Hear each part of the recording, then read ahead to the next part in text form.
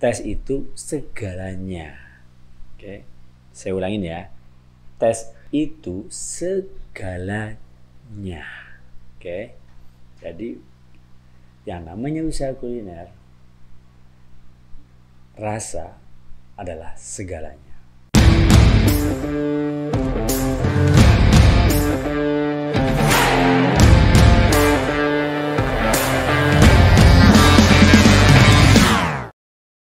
Jumpa lagi sob di Brainstorming Branding Anti Pusing bersama dengan Bang Jabran, brand aktivis Indonesia.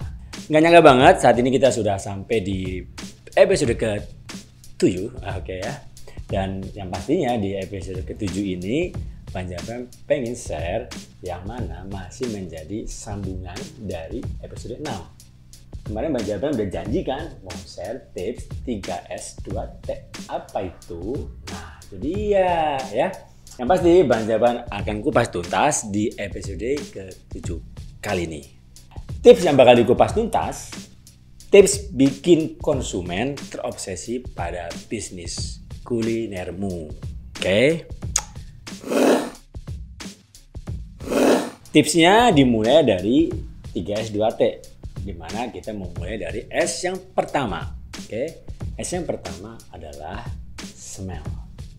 Oke, dimana kita tahu indera manusia memiliki indera penciuman ya. Nah itu ya, konotasinya adalah biasanya kita bau ya. Bau itu biasanya kita mengidentifikasikan dengan kata bau tidak enak.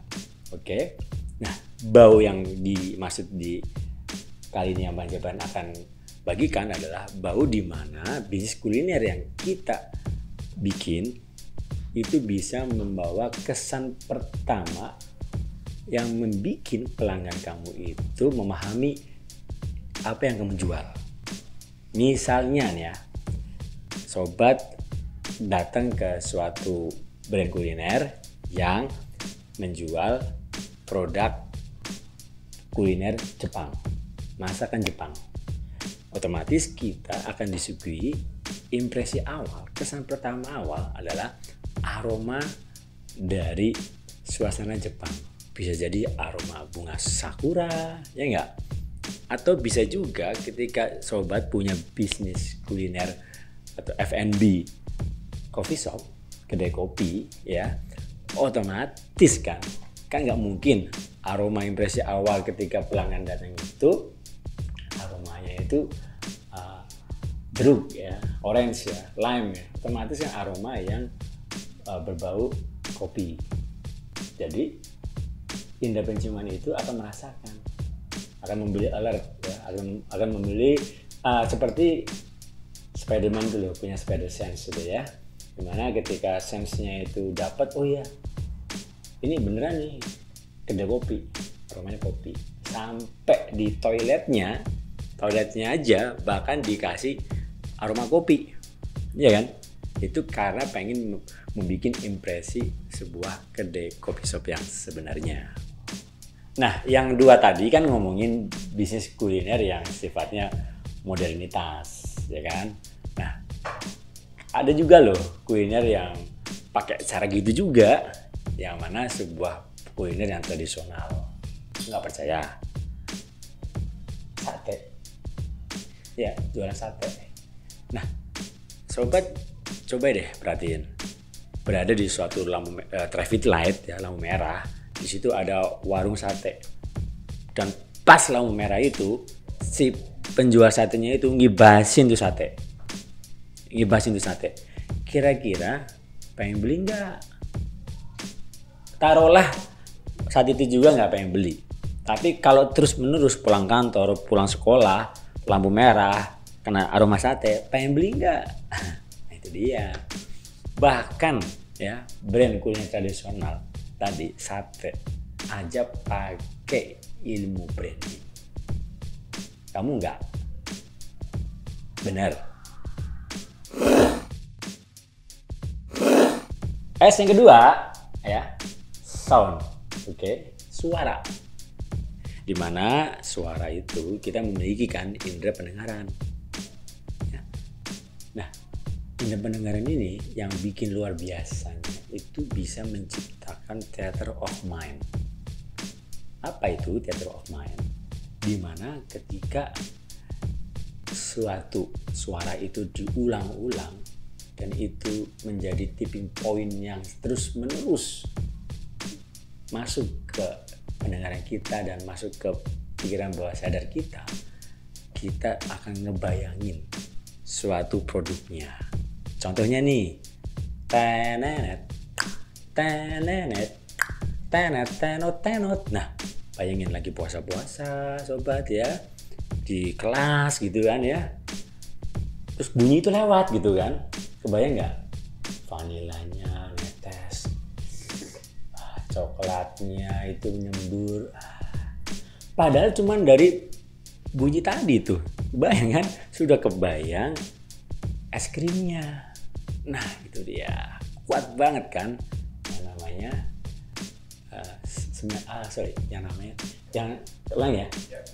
kuat banget kan efek dari sound. Itu pun juga loh dilakuin sama brand tradisional loh. Misalkan ya, tahu bulat, lanjutannya apa ya? Dadakan 500-an. Halo. Nah, coba. Nah, yang di belakang aja nih ya. Ini ya, teman-teman ini aja. Di balik layar aja hafal loh, ya enggak? Saya ngetes sih tadi. Aslinya hafal. Cuma gimana reaksinya mereka? Reaksinya mereka semuanya loh. Nah, itu loh.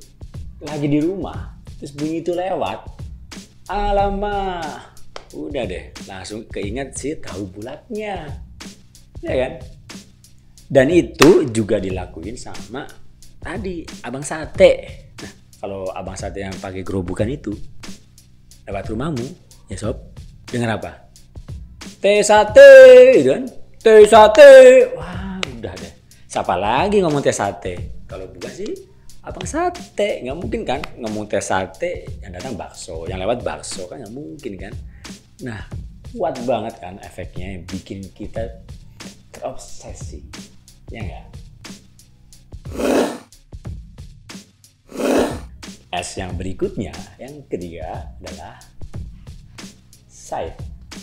Ya, kita saat ini ya diberikan anugerah Tuhan adalah indera penglihatan, indera visual, dan indera ini yang paling kuat di antara indera semua untuk meyakinkan terhadap sesuatu. Yang bikin kita terpikat sama gadis yang lewat itu siapa? Yang baju merah jangan sampai lepas. Nah itu kan karena indera sight kan, indera visual kan. Nah itu dia paling kuat tuh, indera visual di hati pelanggan. Dan ini bikin pelanggan kita terobsesi. Ya, contoh dari sight ya. Kembali lagi tuh abang sate. Abang sate itu memang kocak banget. Emang itu dia kuat banget tuh. Efeknya ya. Gerobak sate Madura itu berbeda dengan gerobak-gerobak yang lain. Oke. Gerobak sate Madura berbentuk kapal. Ya, berbentuk kapal. Coba. Apa hubungannya coba gerobak bentuk kapal sama jualan sate? Ya. Tapi itu udah turun temurun dijalanin ya oleh si abang sate Madura. Jadi begitu kita nggak denger teh satenya atau kita nggak ngecium aroma satenya yang lagi dibakar, kan si abang belum bakar itu ya. Tapi kita baru lihat gerobaknya sekilas, nah itu dia sate Madura. Nah, ya nggak? Pas kita lagi pengen nyari sate Madura, ketemu. Pas kita juga nggak kepengen sate Madura, jadi kepengen gara-gara ngeliat gerobaknya yang berbentuk kapal tadi. Jadi kita terobsesi dengan bentuk melalui indera visual mata kita. Dan itu bisa juga terjadi di brand F&B yang modern seperti membedakan kedai kopi ekspres dengan kedai kopi artisan, ya kan? Otomatis kedai kopi artisan memberikan suatu visual yang lebih artistik, oke? Yang lebih kita kenal banget dengan istilah manual brew, dengan esensi aksesoris dari barnya untuk bikin kopinya, atau suasana dari tongkrongan kedai kopi artisan. Beda juga dengan kedai kopi ekspres. Biasanya mereka mengusung modernitas. Banyak menggunakan, ada yang elemennya industrial, oke.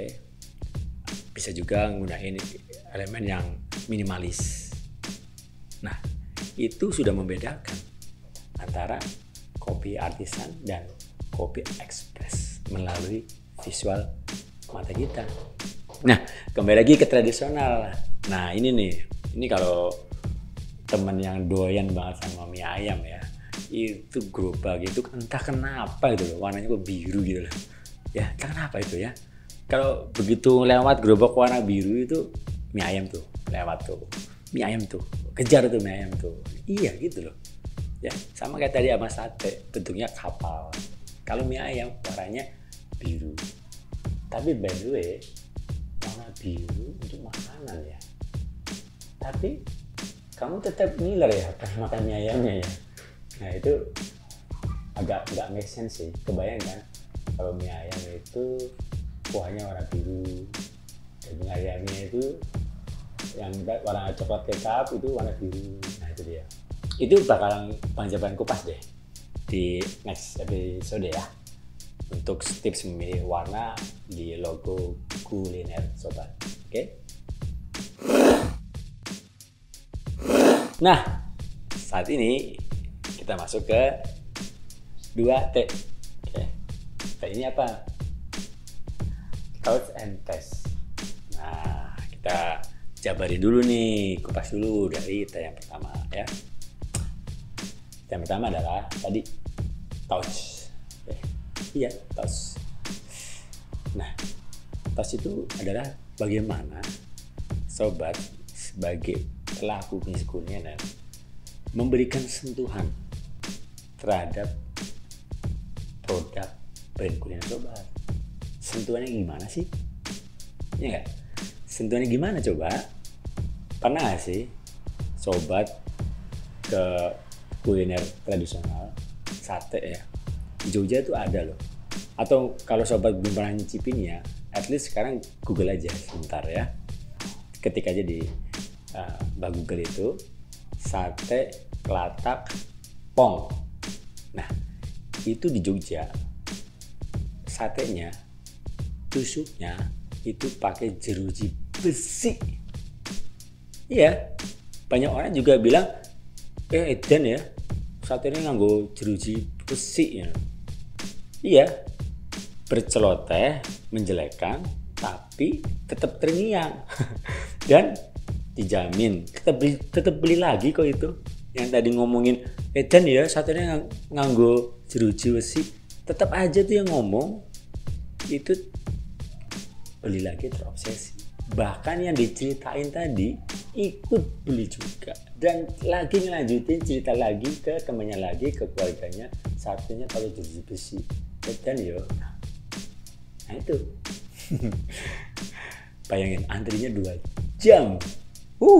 Kalau gunain Grab atau GoFood sampai ngeteks dulu biasanya abang ojolnya, Kak mohon maaf ya ini lama banget loh, nggak apa-apa. Sampai pakai mohon maaf dulu. Karena nggak semua orang kan tahu kalau sate pong itu bisa selama itu antrinya. Jadi si abang ojol udah berusaha dengan etiket baiknya ngasih tahu tuh. Gila ya efeknya ya dari touch. Nah, touchnya lainnya ada lagi ya kalau sobat itu mencicipi kuliner Jepang. Nah, di kuliner Jepang pertama kalau tadi kita ngulang ya dari teori yang tadi awal-awal itu ya. Pertama dan aja disambut dengan sound irashimasu. Ya kan, bener nggak? Kayak gitu aromanya sakura misalkan ya kan. Terus udah gitu kalau ngomongin ini ya ke teh ya, tehnya itu tosnya segala ornamen ya, piring kayak maupun kita menggunakan apa makannya pakai sumpit ya, itu semua bertema Jepang. Nggak mungkin juga disajikan dengan tema western kan, seperti hot plate steak gitu kan, nggak mungkin banget kan. Nah itu, jadi timbullah gairah, timbullah obsesi untuk makan dari sentuhan itu. Nah, masih nyambung nih di masa-masa pandemi kayak gini nih ya, dimana kita banyak juga industri, teman-teman yang bergerak di industri kuliner yang lagi berjuang. Ada juga yang mampu breakthrough dan viral ya melalui sentuhan. Nggak percaya? Ada di Solo, di mana dia cuma 3 jam jualan udah ludes habis ya. Di mana dia jual bubur ayam dibakar. Oke. Menggunakan apa? Kenapa bisa dibakar? Nah itu menggunakan sentuhan, menggunakan touch. Dia menggunakan piring yang mana itu berbentuk kuali. Jadi si bubur ayam itu yang biasanya kita makan kan bubur pakai mangkok kan ya. Nah ini bubur pakai kuali makannya. Jadi dia dibakar dengan kualinya. Jadi panasnya itu terjebak di dalam kualinya. Jadi ketika disajikan, wah, fresh banget. Bahkan masak telurnya itu di saat bubur itu dibakar. Misalkan kan ada pilihan topping tuh, ada pilihan topping telur. Telurnya itu diceplok di dalam ketika dibakar sama kualinya. Viral, antri, ludes di masa-masa pandemi bisa mengeruk keuntungan dengan sentuhan touch.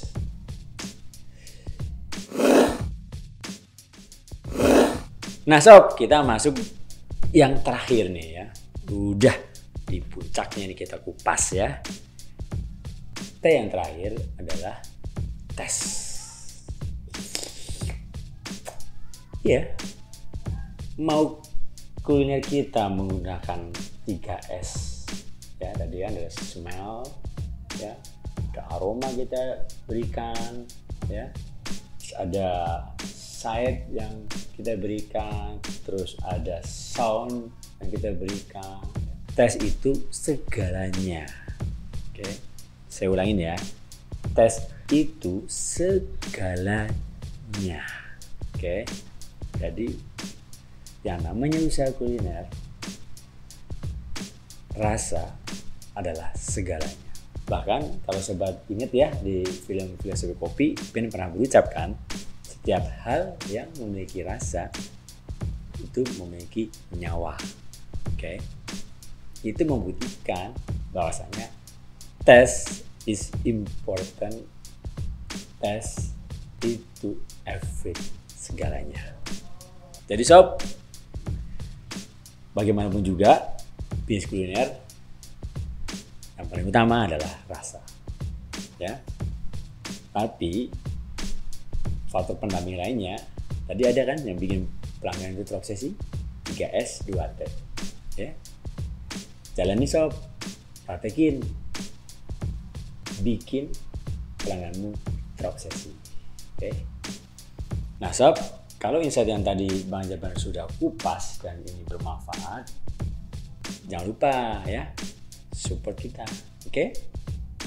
Like sebanyak-banyaknya dan share seluas-luasnya. Dan kalau ada yang mau ditanyain, tanya aja di kolom komentar di bawah. Dan aktifkan tombol lonceng, subscribe sekarang juga.